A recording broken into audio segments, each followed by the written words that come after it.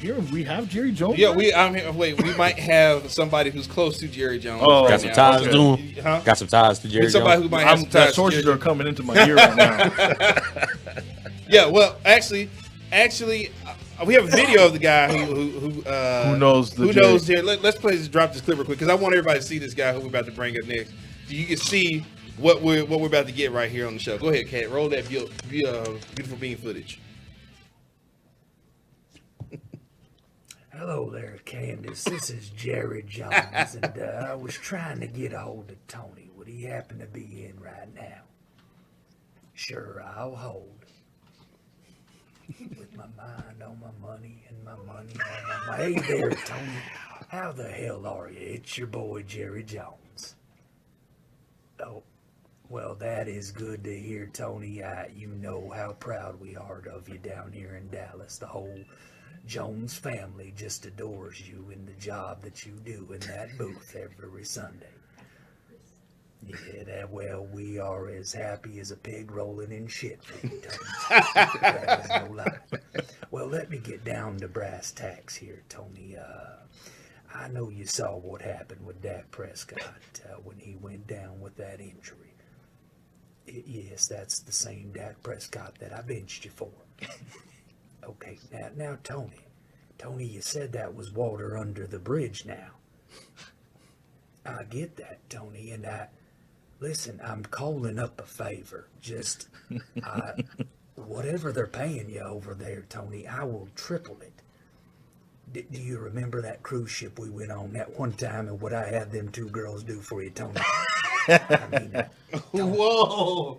Listen here now, I've got to choose from Sidearm Danucci or Cooper Rush. Now that's like asking if I want another hole in the head or if I want to drink a hot glass of cow's manure, Tony. Don't do this to me, Tony. I'm begging you. I just need you to suit up till we get Dalton off this COVID protocol, Tony. One game against the Steelers. Well, yes, I've seen our offensive line block. Tony, are you laughing at me? Hello? Tony?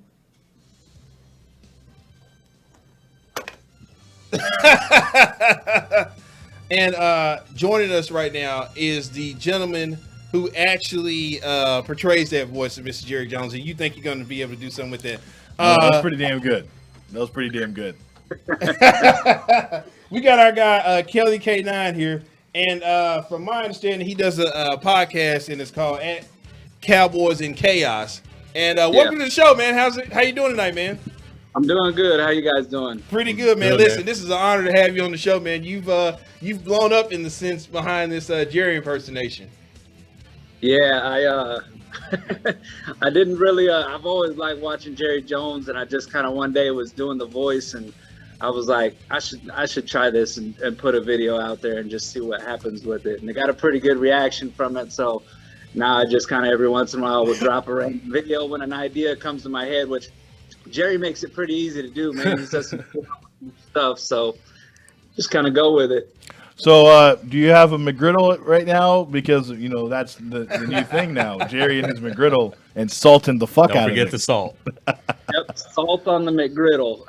That was pretty crazy. But I guess when you're like 120 years old like Jerry Jones and you lived as he lives, why not enjoy a little salt on your McGriddle? Right, I guess so. You know, he's already lived this long. Might as well enjoy the rest of it, whatever he's got left. Is that some Johnny Walker Blue you got there? You know, that's Jerry's favorite drink right there. Just some Johnny Walker. I'm not quite on Jerry Jones level of money. We're on a little bit. I got the black label, but it's some Johnny. There we go. So the question is I don't know if that you might have some competition with this Jerry deal. There's a guy here on 105.3 fan, Jeff Kavanaugh, who does a pretty good Jerry Jones impersonation. You two are probably right there neck and neck. Have you got a chance to hear Kavanaugh's Jerry Jones impersonation? I have not. I've heard a bunch of people tell me about him, but I haven't. Because I used to live in Texas. Now I'm up in Omaha, so I don't get to tune into the fan very often. Every once in a while I get it, but I've yet to catch one of his impressions. But I have heard he does a good Jerry Jones. Yeah, it's really you and him are right there neck and neck on that. I would say this, and I gotta rep my people. At 1310 the ticket, the great Gordo Keith, he does of course his own Jerry Jones impressions, which is just as good. Yeah, and so see, he's heard him. No, but Damn, honestly, so I've heard both. I heard Jeff's, I heard Gordo's. Yours is just right up there. I'm like, my goodness, because I was just listening to it, I'm like, holy shit. Like, and you do really, your take is really different. You really do that little cadence where like, well, Tony, and I love that. I love how you have your own little take on it. So does it take a lot of practice where you have to watch Jerry a few times, or does it come naturally to you and you're just like, oh, let me just wing it? I feel like, I haven't really watched Jerry a whole lot. I've watched like a press conference or two, of Jerry, but like I've seen enough of him as a Cowboys fan just over, my whole lifespan really, that I've been watching the guys fell in love with the Cowboys in the 92 Super Bowl. First time I ever really watched a Cowboys game start to finish was 92 Super Bowl at a Super Bowl party. And Jerry Jones has just always been somebody that kind of like catches your attention just because when he talks, he's got some, he grabs your attention with the things, because you never know what's going to come out of his mouth. So I've always kind of liked that about him, because I kind of do that sometimes. I feel like I can do things off the cuff, and he says some weird, outlandish stuff that gets people laughing. So I do practice a couple of times. Usually when I do a video, it's not always on the first take. It may take a couple of times to do it, but yeah, I've watched a little bit of Jerry. Anytime I get a chance to watch him, I'll take a little bit from what he says and some of his sayings and stuff, and kind of incorporate that into my own stuff. I bet when he said, "I want me some glory hole," you were like, "Oh, yeah, okay." That's that's right up there with one of my favorite sayings. Man, the circumcising of the mosquitoes. That's yes. You can't make that shit up. So tell us about this podcast you got. What you doing with that, and who you do the show with? So it's me and my co-host. It's at the MC. It's her name's Megan. She's on Twitter. That's her Twitter handle, at the MC. Cowboys and Chaos. We talk a little bit of everything. We talk some Cowboys football, but typically we kind of like split the show. We'll talk a little bit about what's going on in our personal lives, and it may be anything from dating to our kids, kind of what's going on in our personal lives and stuff, and then we'll switch it up and talk a little bit of Cowboys. So we do a little bit of both. So that's where the chaos part comes into it. We kind of talk a little bit about the chaos of what's going on in our lives on a week-to-week basis. During the off season, it's been a little chaotic. She's got a daughter. I got 3 kids, and so things were a little irregular. But typically, what we do is we record on Tuesdays and drop on Wednesdays. So our latest episode actually just dropped today because we recorded Wednesday instead of Tuesday. She had some things come up with her daughter. So, but yeah, we got a podcast going. I think we're, about 15 episodes in now, I think. So yeah, just get on and talk Cowboys football. I mean, that's something I love to do. You can't go wrong doing that. Oh no, and I'm glad that you two can, because the Cowboys are a part of your lives anyway. I mean, you are a fan of the Cowboys, so that is part of your life. So it kind of works well to be Cowboys and Chaos, because they are a chaotic part of your life as well. The Cowboys are always on the news. Is Jerry the only voice you do, or do you do any kind of other voices? Jerry is the only voice really that I've done, that I've tried. I've thought about doing some others. I've been kind of watching some Stephen Jones videos. That'd be good. That'd be really good. I might be working on something. There may be something like that in the works here in the future. So I gotta get his down. I mean, when Jerry dies, you gotta move on to Steve. Wow, I like how you just killed Jerry on the interview. Jerry said it too. He said he's gonna die soon, so might as well. I mean, kill Jerry right now in the interview. Sorry. Wow. Okay. All right. I mean, in that interview that they had him at training camp, he sure did seem pretty emotional. He seems like he's definitely aware of his own mortality, and that it's, he ain't got very many years left to go. Who knows when it'll happen? But I mean, I think he knows. And he's getting close, and he wants to see a Super Bowl pretty bad. And he's getting like Al Davis the way he's dressing. He's like in those sweat. I thought he had on a pair of J's. They look like it, yeah. But he's also wearing like the very baggy sweatpants. The Michael Jordan collection. Yeah, and I'm like, are you really dressing? Because Jerry used to. He if you go watch his training camp, he can't be suited. When the games come around, my guy be in the suite suited up. Don't worry about my guy. Masked up and suited up, baby. Now, sir, there are some people want to know, are you able to do a Jerry impression tonight? How does it work? I know you've got some, I don't know. Yeah. Can you transform into Jerry right now? Are you able to do it on cue or what? I can do it on, yeah, I can Well, do you guys have any questions for Mr. Welcome. Jones? We're welcome live with Jerry Jones. Mr. Jones, the Dallas Cowboys are getting ready for the season, but we are a little worried about Dak Prescott. Should we be worried about Dak Prescott? Well, now, here's the thing with Mr. Prescott here. When you've got a quarterback of this caliber, it's kind of in comparison to having a horse that you know can win the Kentucky Derby. Now, when you've got a horse that has an injury, typically what you'll see is they'll send that horse off to the glue factory, and all of a sudden, Mr. Can't Go Wrong is Mr. Elmer's glue, okay? But now with Mr. Prescott, we don't got to worry about that. He is a pedigree horse, and he is going to take us to that promised land. And I have no doubt when this next MRI comes down that the arm will be healed. And come Tampa Bay, he'll be ready to compete, starting that Kentucky Derby run, baby.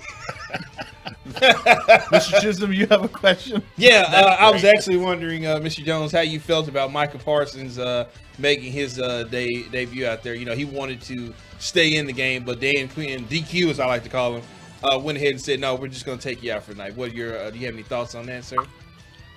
Micah Parsons is going to be a great player for us for many years to come. There's been many players that have come through this organization and played at a very high caliber, and that's what we expected from a guy drafted number 12. And I have to say that I did have a big hand in picking Mr. Parsons. I told these guys he was a star in the making. I deserve some credit for that, but yeah, definitely. Sometimes you got to save a player from himself.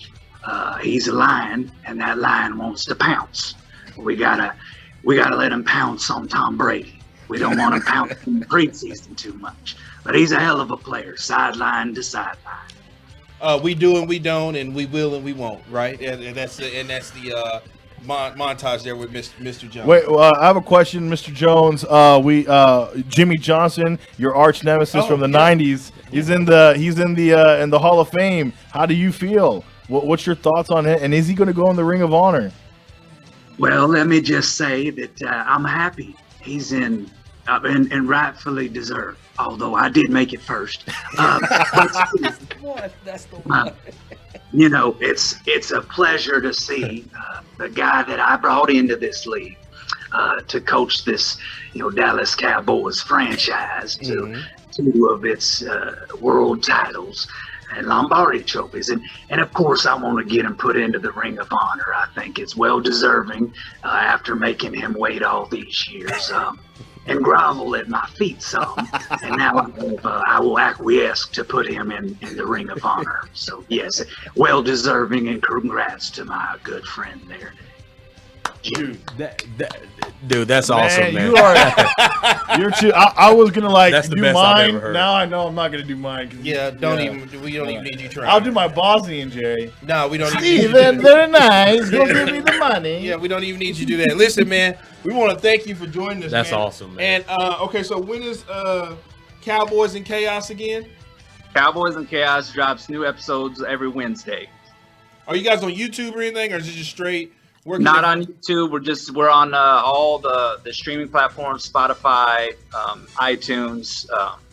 I think that's it. Spotify and iTunes we are. So streaming platforms on that under Cowboys and Chaos. Hey man, and you said you've been a Cowboy fan pretty much since '92, right? 92, yeah, 92. I went to a Super Bowl party with my mom. Her and my dad, both Cowboys fans, born and raised in Texas. So took me to a Super Bowl party. I watched that Super Bowl and I was hooked on it ever since. And, unfortunately for me, being really young like that, I got to see in those Super Bowls. I saw him win 3 Super Bowls in that short span of time, and got to thinking, man, this winning Super Bowl thing is super easy. Little did I know, Right. 40 years old now, and I'm still waiting on that number 6. So hopefully we can get that in the books real soon. Listen, I hope so too. So is there a possibility that if the Dallas Cowboys win the Super Bowl this year, that you could move back to Dallas? You know what? I would be in Dallas. I can guarantee that. Any parade that would be happening in Dallas, I'm going to be there. Well, we're in downtown right now, so the parade will probably come right by our studio here in downtown. That's the map we wrote as we're going to roll it out. I will be right there to celebrate and party with you guys. We might use you to get into the VIP parties. Right. You know what's so Sound cold? like Jerry. You know what's so cold? Where Just we give me at? the cell phone. Yeah, just give me the cell phone and I'll call. I'll make the call. There you go. Where we're at? All we gotta do is step in the garage. We can see all the downtown. So the parade roll right through. You stood up here, right here on what's this, floor 7? Yeah, on floor 7 and watch the whole thing. Yep. Here we go. Maybe we can get Dak Prescott to throw the Lombardi Trophy at us. Yes.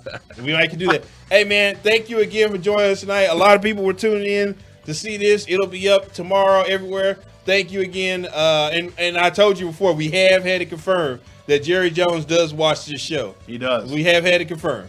So there's a possibility he might see this, and you might be getting called to come on down. Well, it ain't Valley Ranch no more. Come on down to the Star over there in Frisco or AT&T Stadium. Or he might get mad and come after you. Who knows?